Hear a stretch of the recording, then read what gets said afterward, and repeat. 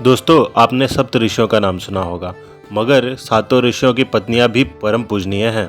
आकाश में सप्त ऋषि साफ नजर आता है और उनके बगल में एक आठवां तारा नजर आता है। वो है ऋषि वशिष्ठ की पत्नी अरुंधति। 7 ऋषियों की पत्नियों को सप्त मातृका कहा जाता है। आकाश में 6 तारों का एक तारा मंडल है। इन्हें षड मातृका कहा जाता है। दोस्तों, आपको भी अचरज हुआ होगा कि अरुंधति माता की जगह सप्त ऋषियों के साथ है और बाकी 6 माताओं का अपना तारा मंडल है। तो ऐसा क्यों है? इसके पीछे एक पौराणिक कथा है। कहा जाता है कि अग्निदेव सप्त मातृकाओं के सुंदर रूप में मोहित थे और सप्त मातृकाओं को पाना चाहते थे।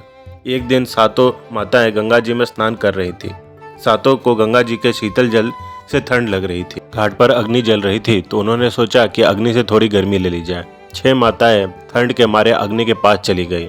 उन्होंने अपना मंगलसूत्र भी उतार रखा था, परंतु माता अरुंधति ने पहले मंगलसूत्र पहना, वस्त्र धारण किए और फिर अग्नि की ऊष्मा ग्रहण की। इसीलिए माता अरुंधति की जगह सप्त ऋषियों के साथ है और बाकी षड मातृका का अपना तारामंडल है।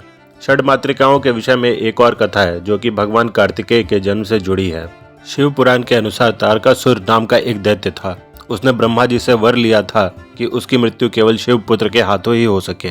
तारकासुर ने तीनों लोकों पर विजय पाली। तारकासुर ने स्वर्ग से देवताओं को बाहर कर दिया और सभी देवताओं को अपना दास बना लिया। सभी देवता ब्रह्मा जी के पास गए और उपाय पूछा। ब्रह्मा जी ने कहा कि अगर कामदेव अपने काम बाणों से शिवजी पर निशाना लगाएं तो ध्यान मग्न शिवजी का ध्यान टूट सकता है और शिवजी उनकी मदद कर सकते हैं। कामदेव ने अपने काम बाण से शिवजी पर निशाना साधा, परंतु शिवजी ने क्रोध में आकर अपना तीसरा नेत्र खोल दिया और तीसरे नेत्र की ऊर्जा से कामदेव को भस्म कर दिया।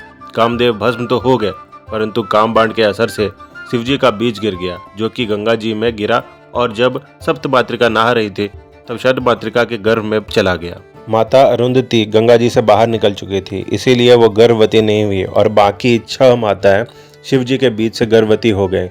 6 माताओं को ऋषियों ने गर्भावस्था के दौरान कृतिका नक्षत्र में जाकर रहने को कहा। माताओं ने 6 शिवपुत्रों को जन्म दिया।